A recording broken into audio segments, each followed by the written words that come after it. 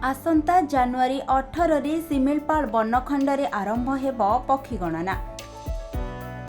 एनिमते Baripada बनखंड पक्षर वनरक्षी one अधिकारी छात्र छात्री प्रमुख एनजीओ परिवेशविद और गणमाध्यम प्रतिनिधि को नहीं एक प्रशिक्षण शिविर अनुष्ठित हो जाइछि। एही बैठकटी बारिपदा बनखंड अधिकारी श्री ए उमा महेश अध्यक्षतार जिला वन अनुभाग अधीनस्थ संकल्प भवन ठारे अनुष्ठित होइथिला। एही बैठक में विशेषतः पानी रे विचरण करुथिबा पक्षी मानक गणना विषय रे आलोचना हेबा सहित गणना प्रक्रिया किभली भावरे वन्य जीवनचर्या को श्रृंखलित रखिपारिबो से विषय रे आलोचना होइथिला। श्री महेश सूचना अनुसार बारिपदा बनखंड रे 44 साइट एही पक्षी गणना रे अंतर्भुक्त होईछि।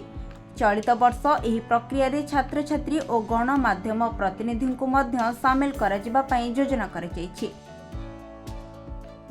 एही 44 साइट रे वन्य प्राणी संरक्षण दल उपस्थित रहिबे। पक्षी गणना समय रे कोनोसी प्राकृतिक जैवमंडलर कार्यकारिता रे विशृंखला सृष्टि न हुए से विषय रे विशेष ध्यान दियाजिबो। जेहेतु जल रे विचरण करुथिबा पक्षी मानकर तथ्य एही रिपोर्ट रे प्रकाश पाइबो, तेणु कौनसी पक्षी प्राकृतिक संतुलन को व्याघात न करी एही प्रक्रिया अनुष्ठित हेबो से विषय रे वन विभाग सचेतन रहिबा सहित एही परिप्रेक्षी रे जनसाधारण को सचेतन कराजिबो। मयूरभंज अंतर्गत सिमिलपाल ठारे oriole, red jungle fowl, Asian tit भली दुर्लभ पक्षी देखा जाउथिबारु एठारे एही गणनार आवश्यकता रहिछि। एणु एही पक्षी गणनार टीम रे 5 जन लेखाए व्यक्ति रहिबे। टीम रे वन विभाग कर्मचारी, परिवेशविद, वन्यप्राणी विशेषज्ञ और स्थानीय साधारण लोकों को शामिल कराजिबो। सेथिपाई एथि निमंते विशेष प्रशिक्षण दिया जाइछि। सब वर्ष भली चलित वर्ष हमर बारिपदा डिविजन रे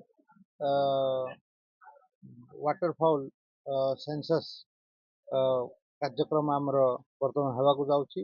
एथिपाई समग्र डिविजन को आमे 44 जगार आमे सेंससटा बा पक्षी गणना कार्यक्रम करने जाउछु।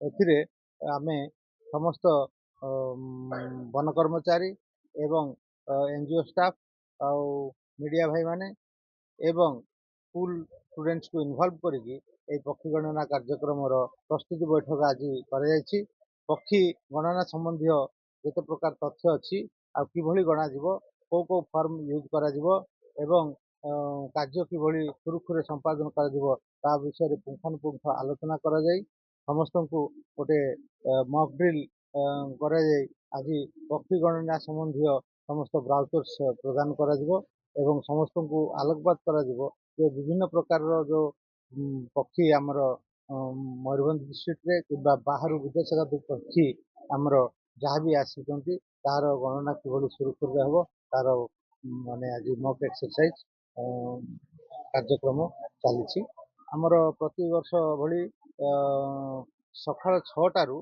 ए गणना कार्यक्रम दिन 11टा पर्यंत ये चालू रहिबो। मयूरभंज प्रदीप्त होता रिपोर्ट, खबर ओडिशा।